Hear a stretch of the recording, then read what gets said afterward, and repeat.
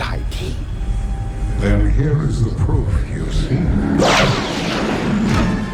Let's be honest, Trekkies. Star Trek loves its logic. It's science. It's neat, rational explanations for everything in the universe. But time and time again, Starfleet runs into something that shatters its confidence completely. Don't worry, I'm not talking about weird super aliens or complex tech, but beings that are so far beyond human understanding that the only word we really have for them is God. That's right, today we're going to be talking about the wormhole-dwelling prophets worshipped by an entire civilization for centuries. The Organians, who ended an interstellar war with nothing more than a single thought. And then there's Q, who doesn't just bend the rules of reality, he rewrites them, for fun. But here's where it gets really interesting. Not all of these things actually claim to be gods. Some were worshipped without ever asking to be. Others are so incomprehensibly vast that Starfleet's brightest minds simply ran out of better words to describe them. And that raises a question the franchise has never fully answered. Where exactly does incredibly advanced alien end and God begin? Today, we're going to explore the most powerful, mysterious, and godlike beings in all of Star Trek and ask whether that line even exists at all. Let's get right into it, because it's gonna be a good one. We'll just have to see how ready you are. Q, the omnipotent trickster. If there's one being in Star Trek who unquestionably makes the word godlike seem appropriate, it's gotta be Q. Whenever Q is present, the cosmos themselves seem to act like a toy. Q belongs to the mysterious Q continuum, a species so developed that concepts like time, space, and physical law hardly apply to them. Q can basically modify reality at will. Do you want to launch a Galaxy-class spacecraft across the cosmos? Simple. Feeling bored? Turn Starfleet officers into characters in an elaborate cosmic joke. With a flick of his fingers, he can change history, create complex illusions, freeze starships in mid-air, or mid-space, or transport the Enterprise carelessly like a piece on a chessboard. Q is a little bored with existence, but he is fascinated with one specific species, humanity. And that's exactly how humanity first meets him in Encounter at Farpoint. As the Enterprise makes its way to its major mission, everything abruptly pauses. Time, motion, and the actual mission. Q pops up on the ship wearing ornate historical attire, and humanity is already on trial before Picard even has a chance to introduce himself. The crew of the Enterprise is transported to a bizarre courtroom scene reminiscent of humanity's cruel history. Like a prosecutor who has already rendered a decision, Q stands there. He claimed that humans are a dangerous, savage child race with no business traveling to the stars. If Q really thinks they're that primitive, why even put humans on trial instead of just erasing him? The entire performance seems oddly intentional to someone who can change reality with a thought. It's as if Q wants Picard to retaliate. Picard also does. What makes the scene so remarkable is the argument between cosmic arrogance and reasoning. He's attempting to elicit a response by poking fun at humanity. Picard asserts with assurance that Starfleet is prepared for whatever threats may exist beyond the Federation's territory. He says it's possible to investigate and comprehend the galaxy. In Q's response, he snaps his fingers, and suddenly the Enterprise is in a part of space that the Federation has never explored, thousands of light years distant. The crew has no idea how to get home or even where they are. After that, they encounter the Borg. Let's recall that terrifying moment, the Borg casually cutting into the ship like it was an engineering project and the silent cube drifting towards the Enterprise. Picard eventually asks Q for help and he saves them, but was Q defending humanity or degrading Picard? After all, had this incident not occurred, the Federation would have met the Borg years later with no warning, and that would have been a disaster. Years later, in the episode All Good Things, when Picard and Q's unique friendship finally comes full circle, reality is beginning to break apart. To resolve an issue that threatens humanity, Picard finds himself hopping between three timelines: past, present, and future. And of course, Q is there watching. By the end, Q eventually admits what we secretly believed all along. The Farpoint trial never came to an end. Over the years, everything Picard and his team have done has been a part of an ongoing assessment of humanity. Then, Q says something insightful. The trial has nothing to do with the history of humanity. It concerns the potential of humanity. Suddenly, Q's actions throughout the entire series feel different. What if his elaborate games, arrogance, and taunting of the Enterprise crew weren't merely practical jokes? Whatever the answer is, one thing's for certain. When Q appears, the Enterprise crew is participating in a cosmic game whose rules only Q seems to understand.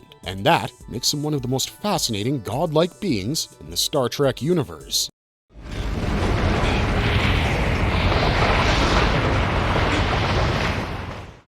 The Prophets, timeless gods of Bajor. We believe that when Star Trek discusses gods, it's setting up a conversation about powerful aliens posing as gods, but the situation with the Prophets? It's different, and they might actually be the closest Star Trek ever came to a true religion. The Prophets reside inside the enigmatic Bajoran wormhole, a stable wormhole found close to Bajor. Scientists at Starfleet simply view it as an unremarkable celestial phenomenon. However, to the Bajorans, well, their prophets within this wormhole are their gods, and it serves as the celestial temple. The pilot episode of Deep Space Nine, Emissary, is where we first meet them. Commander Benjamin Sisko's initial encounter with the wormhole isn't like a typical first contact. The prophets use memories and visions to communicate. They appear to Sisko through familiar faces, Starfleet officers, and bits and pieces of his own past. And it becomes clear why. These beings don't experience time the way we do. For them, the past, present, and future all exist at the same time. At one point, they ask Sisko the same question repeatedly. Why do you exist here? However, the here they're talking about isn't the wormhole, it's a recollection of his wife's passing at Wolf 359. It's beyond the comprehension of the prophets why Sisko continually returns to that experience on an emotional level. They are therefore truly perplexed to observe a human imprisoned in a single agonizing moment. In all honesty, the reversal of roles makes that moment fascinating. It's typically humans who attempt to comprehend alien logic, yet here, the gods are having troubles comprehending humans. The prime moment occurs when the prophets proclaim Sisko to be their emissary. Now try to imagine, Starfleet believes Sisko to be only a station commander. Abruptly, Bajor perceives him as a religious figure selected by their gods. What about the prophets? They don't appear to care at all about how politically catastrophic that decision will be. Intriguingly, the prophets sometimes actively participate in galactic events. They direct Bajoran history, shape visions, and when needed, even control significant battles. This presents an interesting question. Are the prophets really gods, or are they highly developed non-linear aliens who unintentionally became the focal point of a religion? It gets even more intriguing when you raise the question of whether the distinction matters at all. According to the Bajoran perspective, these beings reside outside of time itself, direct their religion, and select their emissary. And I mean, if that's not divine, what is?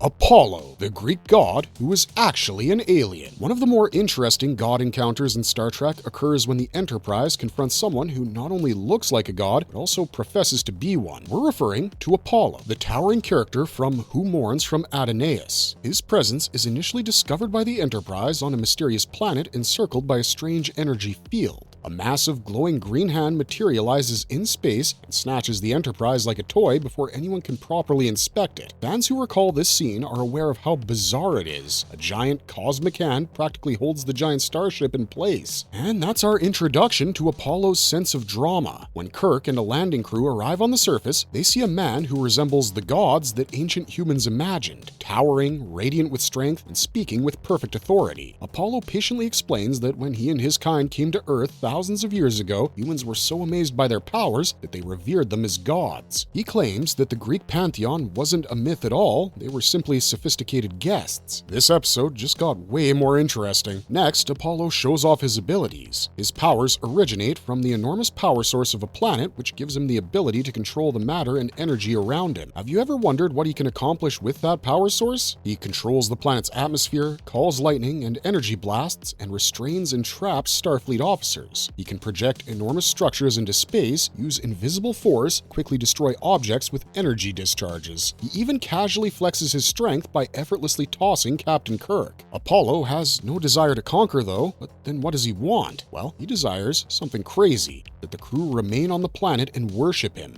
And this is where the character becomes tragic. Apollo thinks humanity needed to respect the gods. He believed that the relationship between gods and humanity was one of devotion rather than dominance. He recalls a period when humanity lived under the direction of beings like him, constructing temples and singing hymns. When Kirk explains that humans have progressed beyond worshipping gods, Apollo reacts as if he's experiencing heartbreak. Have you tried to imagine what happens to God when humans lose faith in him? Apollo tries to push the problem, insisting that they will eventually welcome him back, he traps the Enterprise crew on the planet. Kirk, however, comes to the vital realization that Apollo's power is limited. It's connected to that source of planetary energy. Apollo's skills begin to deteriorate sharply as soon as the crew targets the facility that powers him. While the thunder stops, there's no longer any control over matter. He merely disappears, lamenting the fact that gods are no longer necessary for humanity. Let's face it, guys, this is one of the original series' most melancholy endings. Instead of presenting Apollo as entirely malevolent, he resembles the final remnant of a time when gods coexisted with humanity.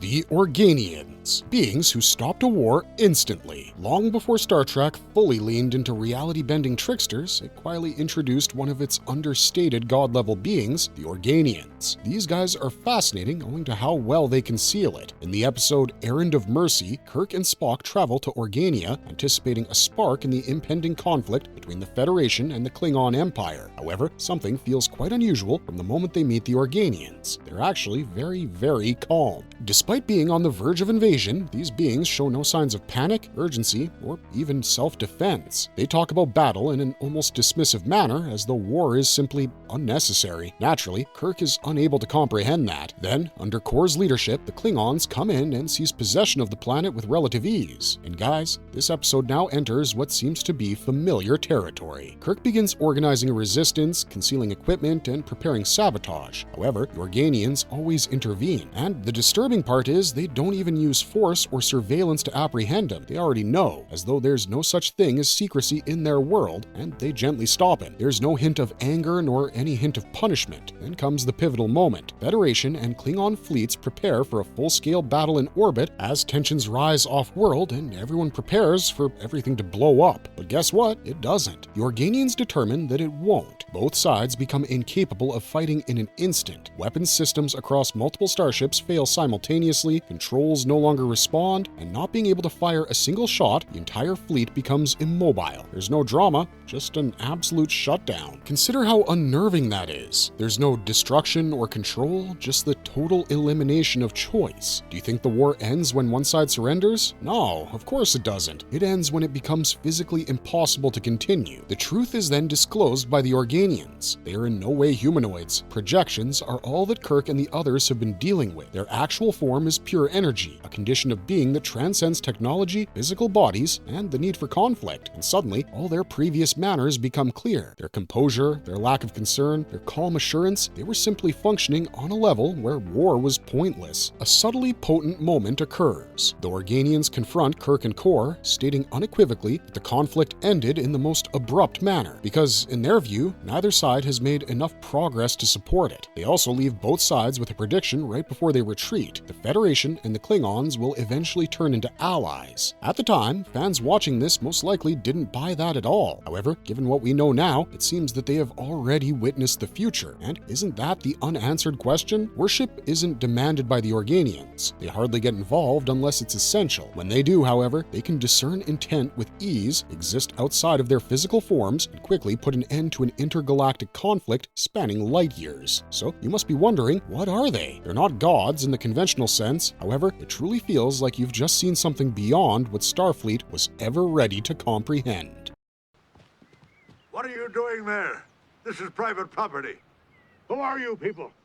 Kevin Uxbridge, the being who erased a civilization. Some Star Trek experiences are flashy, while others have a philosophical edge. Then there's the type that just leaves you feeling uneasy. Kevin Uxbridge's story from The Survivors is precisely that last kind. Nothing spectacular, just a gradual awareness that something is immensely wrong. The Enterprise finds itself in a fully destroyed colony. There are no indications of life, buildings are destroyed, and only one small house remains, totally undamaged. And inside, living as if nothing had occurred, is Kevin and his spouse, Rashawn. This immediately raises some alarm bells, right? Kevin comes off as weak, almost utterly ordinary. He insists that he's only a man who just happened to survive. However, the episode then begins to slide through those tiny gaps. Rashawn doesn't quite respond the way you might anticipate, Kevin refuses help, and the house itself seems isolated from the destruction outside. Then, one of those very memorable moments occurs. Rashawn is killed by quick, stunning phaser fire during a simulated attack, and it feels real for a moment. However, later she simply reappears in a calm, relaxed state, as if nothing had occurred. As a spectator, you begin to tilt forward somewhat at that point, because this is no longer technology, but the work of something else entirely. Then, Deanna Troy's experience intensifies it even further. She starts to hear this persistent psychic signal, which is a looping echo of grief and rage. It's as if someone is trapped in a moment they can't let go of. As it so happens, that someone is Kevin. When the truth is eventually revealed, it becomes deeply ingrained. Kevin isn't a person. He belongs to the immortal energy-based Dowd. The residence they live in, it's been created. The surroundings, maintained. And Rashawn, she's not even alive. Kevin is continuously duplicating her down to the smallest details. Isn't that unsettling? The notion of someone repeatedly rebuilding a life because they're unable to accept the end of that life. It's honestly tragic. This revelation alters your perspective on everything that follows. The colony was assaulted by the Husnock. Kevin decided to retaliate because he was a pacifist, even as the situation worsened or, well, individuals perished. At least until Rashawn was killed. Then, Kevin used his power in that one instant to erase every Husnock from everywhere right away. He didn't really enter the conflict, nor did he give any warning. There are no survivors. A species vanished, and the way he delivers it makes it hit harder. There's no more rage, but just a speck of sheer regret, as if he knows exactly what he's done. Imagine the scale of that thought. In Star Trek, we encounter strong beings all the time, yet nothing beats this one. The repercussions of this mistake are irreversible. What occurs next is perhaps the most unnerving element. Kevin refrains from defending himself. He just remains on that uninhabited world, despite it being something he's still keeping together. He's recreating a version of his life in which his wife still exists. There, the Enterprise leaves him. I mean, what else could they really do? We'd love to know your thoughts on this one. Should we feel sorry for Kevin Uxbridge? Because he is ultimately not a god passing judgment on humanity, but rather a very powerful entity that made one very human error and must live with it forever.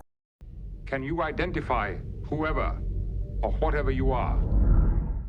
Nagilum, the entity studying death. There's something particularly unsettling about a Star Trek encounter where you can't even decipher the intent behind it. There's no overt threat or big monster. There's just a subtle sense that something is keeping an eye on you. Well, what if I told you that that's exactly the kind of discomfort Nagilum brings in where silence has lease? To be frank, this is one of those situations where the terror stems not just from danger, but also from not knowing what you mean to the person watching you. The Enterprise travels into an unfamiliar area of space, or rather, what appears to be space, a huge, vacant blackness. It cannot be accurately mapped by sensors. Movement doesn't work as it ought to. It appears the ship is strayed into an area where the standard laws of the universe aren't applicable. Something increasingly peculiar happens. The crew comes upon an unexplained void in space that appears to be artificial, and the Enterprise is essentially imprisoned in a fake environment until it can fully comprehend it. Every effort to depart is unsuccessful. Every time they make some distance, it turns out they're looping around, and direction loses every significance. They seem to be inside something that has been designed to be lost. That's when Nagilum eventually establishes contact. It projects an odd, disturbing humanoid appearance that fills the Enterprise's view screens. Although, admittedly, it seems more like an approximation than a real body. This is your first hint that Nagilum and the Enterprise aren't going to get along. It's watching them, and death is what it's interested in. Nagilum freely admits that it resides in a void-like realm outside of normal space, and that it constructed this setting especially to study the behavior of the Enterprise crew, how humans react, behave, and eventually die. Then it demonstrates this power. A crew member on the bridge unexpectedly passes away, just collapsing out of nowhere. His life just suddenly ends at the whim of this cosmic monster. There's no build-up, no drama, just a silent display of Nagilum's ability to take a life with ease remotely. You think it ends there? Of course not. Nagilum nonchalantly tells Picard that it plans to carry out its experiment, telling him that in order for it to completely comprehend human mortality, 1/3 of the crew will die. Nagilum isn't being cruel or vengeful, it's done sheerly out of curiosity. It considers the crew test subjects and the Enterprise a controlled laboratory. From this point of view, entire civilizations are merely data points that need to be examined. Unsurprisingly, Picard doesn't comply. A heated standoff results. Instead of allowing Nagilum to continue its experiment, Picard makes a drastic decision. He prepares to self-destruct the Enterprise. Just imagine, this was more of a reluctance to allow his crew to be used as test subjects in someone else's experiment rather than a desperate attempt to survive. He's not stopped by Nagilum. It observes. But what is it observing? Well, it observes Picard's readiness to give up everything rather than give in. Finally, Nagilum ends the experiment and lets the Enterprise depart just before the self-destruct sequence is finished. This poses several fascinating questions. Was Nagilum satisfied, or had it not expected Picard's disobedience? The problem is that Nagilum never expresses emotion, however, it reacts to what it sees. The question remains, what exactly is Nagilum? An expert in science? Something so detached from reality that life and death are merely variables to be investigated? Regardless of the answer, one thing is for certain. The Enterprise wasn't meeting a god when they came to Nagilum.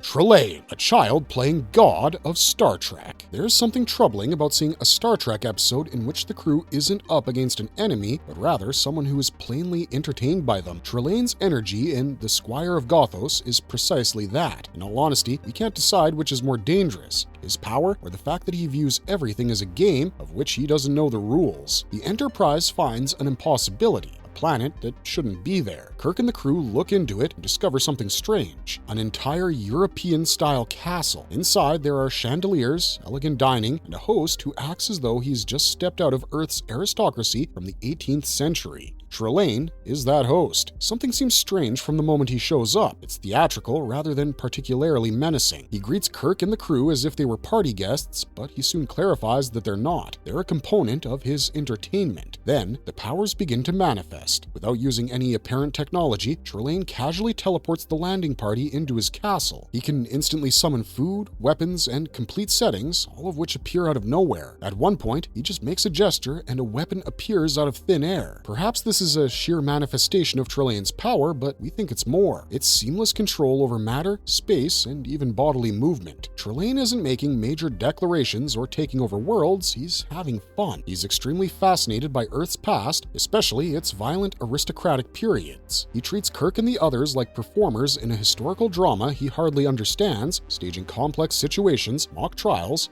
and duels. Trelane was undoubtedly a keen, distant observer of humanity. He imitates speaking patterns, conduct, and even customs, yet he utterly misses important subtleties. He seems to have learned about humanity by viewing bits and pieces of decontextualized history. This results in some oddly humorous moments. Deadly duels are like sports to him. Obviously, he has no clue about the repercussions, and furthermore, he acts like a spoiled child having a tantrum when things don't go his way. This is truly captured in one moment. Trelane shows signs of frustration when Kirk challenges him academically rather than physically, not because he feels intimidated, but he's not accustomed to being questioned. Then, the illusion starts to fade. It becomes clear that Trelane's powers aren't totally independent, they're being magnified by a device, a mirror-like structure that enables him to control his surroundings. His control wanes when it's disrupted. Then, the biggest twist follows. Trelane is not this famous ancient being, he's a child. His unseen, but obviously much more powerful parents step in. They punish him, viewing his behavior as misbehavior rather than a major cosmic event. Trelane is abruptly taken out, much like a child being summoned inside for being too rough. For us, this is where the fun begins. A relationship between Trelane and the Q continuum has frequently been implied in later Star Trek fiction. The similarities, the reality warping, the theatrical attitude, the preoccupation with humanity are difficult to overlook, even though they're never explicitly established in canon. So we're left wondering, was Trelane something very disturbing? A reminder that entities possessing godlike strength might not always possess godlike maturity? Well, we'll leave that for you to decide.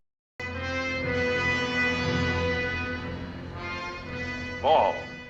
Vaal, the machine god. There's something compelling about the idea that a god is simply a system that's become a little too powerful and essential in people's lives. With Vaal in the apple, that's precisely what we observe. The planet that the Enterprise reaches appears to be nearly ideal. Rich vegetation, cheerful residents, and no indications of sickness, violence, or even aging. It appears to be a paradise at first glance. Naturally, it's not long before things start to feel odd. The locals, who are uncomplicated, naive, and totally submissive, frequently refer to something called Vaal as a god. Their whole life is centered on following Vaal's commands. In their civilization, even fundamental ideas like curiosity, creativity, and resistance no longer exist. The Enterprise crew then becomes aware of how the paradise gets maintained. The planet itself becomes hostile when they attempt to explore its surroundings. Plants assault them, natural disasters unexpectedly turn deadly. It's well guided and controlled. It appears the planet is reacting to an invisible command system. Vaal is not a god, as Kirk and the crew eventually learn. Beneath the surface of the planet, a huge ancient computer system governs everything. Vaal controls biological processes, the weather, and the vegetation of the residents. By preventing illnesses and slowing down aging, it preserves the general population in perfect health, freezing them in a permanent existence. Sounds kinda perfect, right? But there's a cost that all must pay. The population lacks freedom, has no progress, and is devoid of any civilizational evolution. They're totally reliant on Vaal and live the same basic lives repeatedly in a sort of never-ending circle. And if they don't comply, they perish, because Vaal has direct influence over their surroundings and biology. Vaal doesn't require weapons,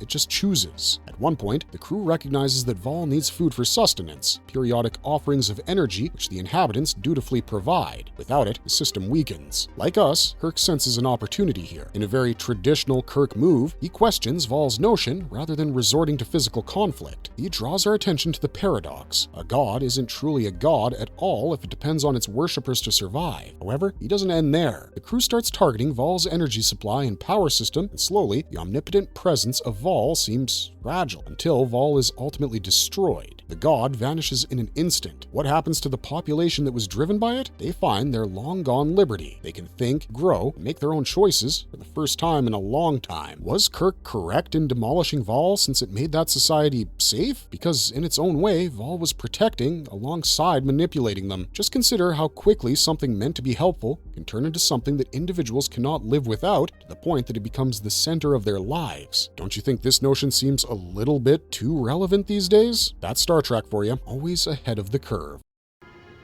You're a Metron? Does my appearance surprise you, Captain?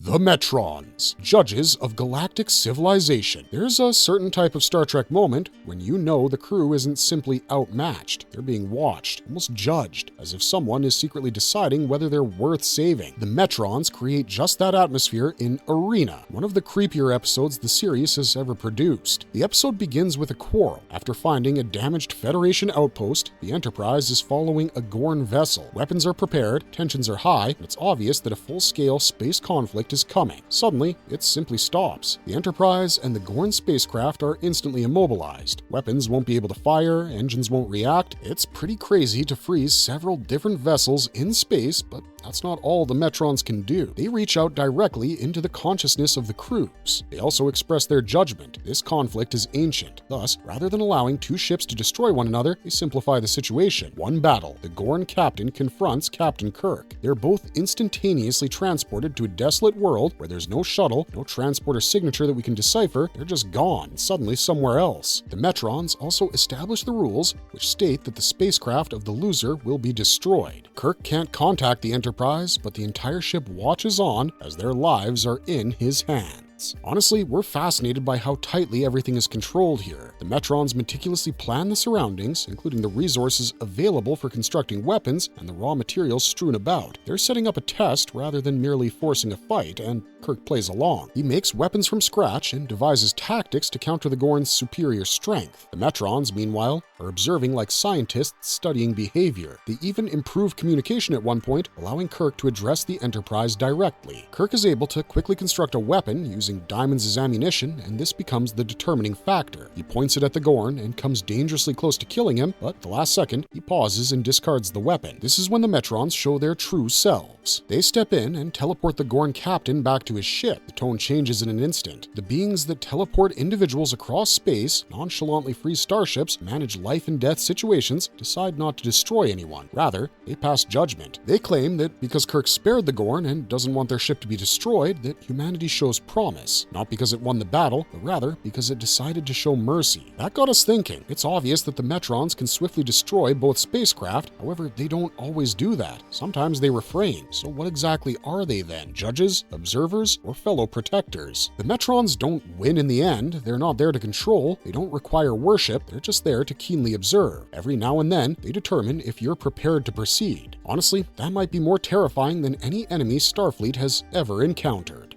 The Cytherians, the cosmic knowledge keepers. There's something subtly alarming about a species that doesn't adequately invade or introduce itself while totally altering your mental processes. This is the kind of interaction we had with the Cytherians in the nth degree, and honestly, it feels like being studied without realizing it. It all begins with an apparently harmless probing. When Reginald Barclay first encounters it, nothing spectacular occurs, but gradually, you begin to realize that something is wrong. Barclay, who is typically nervous and reluctant, is suddenly confident and concentrated. After that, things get worse. He begins to process information at unbelievable rates, solving complex equations in real time. Enterprise system reconfiguration comes naturally to him in seconds. At one point, he casually communicates with the ship's computer in a manner that feels more like direct thought-to-system interaction. You can't help but question if this is still Barclay or someone else. These are more than mere intellectual improvements, they're structural. His brain was basically upgraded by the Cytherians via that probe. Instead of using visible technology or implants, they changed his cognitive abilities. His intelligence grew at such an exponential rate that even the Enterprise crew couldn't keep up with him. The element that makes a difference comes next. Barclay takes control of the ship's direction in addition to making improvements to it. He sets out on a galactic voyage without Starfleet directives or conventional navigation. The Enterprise starts traveling far faster than Federation technology should permit. Vast galactic distances are being traveled in a matter of seconds. There's no obvious explanation for this speed, it's just motion driven by something they don't really comprehend. What about the crew? In essence, they're passengers. The ship isn't taken over by Cytherians, they merely raise one human's intellect to the point where it's capable of handling all of that on their behalf. The Enterprise finally arrives at its target, which is the galaxy's center. The Cytherians eventually make their appearance there as hosts. They clarify that all of this was done on purpose, a means of temporarily improving a being such that communication between two radically different cultures was possible. And here's the part that we can't stop thinking about. Rather than using their dominance or devastation to demonstrate their strength, they show it with precision, proving one mind without damaging it. After that, they stop. Barclay has resumed his regular operations. The ship has returned to where it was. This was just a fleeting encounter with an alien race, a dialogue that humanity wasn't quite prepared for. What exactly are the Cytherians doing out there then? They sit at the center of the galaxy, surrounded by a storehouse of information. They simply wait for someone who is sufficiently interested or is compatible. How many civilizations have they contacted in this manner? These things crowd our minds, as the Cytherians don't put your morality or power to the test. They do a different kind of test, if you're prepared to comprehend it. Perhaps that is the scariest thing of all. And that's really the issue here, guys. Regardless of how much Star Trek embraces logic, science, and exploration, the question remains. What happens when something out there feels divine rather than just advanced? These encounters, which range from immortal energy beings to ancient visitors mistaken for gods, to cosmic observers capable of erasing entire civilizations or rewriting reality, serve as a continual reminder to the Federation and us that we are still very early in this adventure. And we appreciate that aspect because it maintains the universe's unexpected nature. The Enterprise may encounter something at any time that it cannot adequately explain. But what are your thoughts on this? Are these beings more like real gods, or are they simply highly advanced aliens? Let us know your thoughts in the comments down below, and if you enjoyed this deep dive, please leave a like and subscribe if you want to see more content like this, because there will always be more bizarre, godlike mysteries out there in the last frontier, and we want to share them with you.